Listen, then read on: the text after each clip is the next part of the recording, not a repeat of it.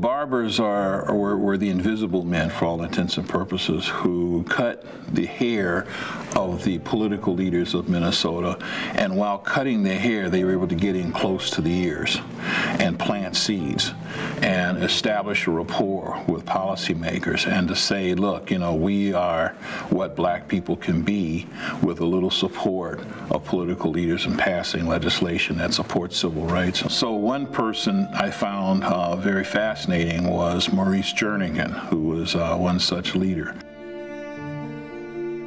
There isn't a lot of history about him between the 1830s and 1860. We do know that he was born in North Carolina. He was a slave.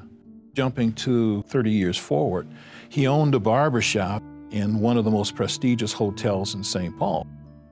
It's going to cater to business and political elite of Minnesota.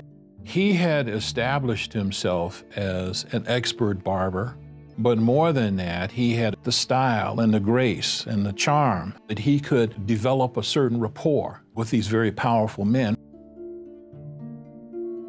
It would be Jernigan and other barbers who created the Sons of Freedom, creating an agenda for the next step of black advancement.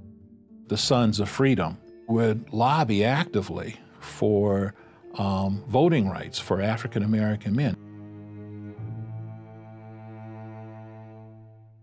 While there were in other states black suffrage provisions in their respective constitutions, the difference between what happened in Minnesota and what happened in those other states was that in Minnesota, individual voters were asked to address this question. The constituents were white men who had never lived in a world in which black men could be perceived as politically equal to them and not be afraid of that concept. You know, this is something that you can do in a way that's safe, just as I am safe holding this razor to your neck.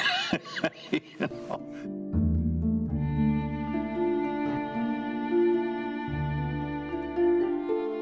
It was phenomenal, it was historic, and that was achieved after 2 previous failed attempts. So it goes also to the importance of leadership. I think we see examples of that type of leadership in 1868, where politicians were placing their political careers on this question of black suffrage, being able to appeal to people to think in a way they hadn't thought before.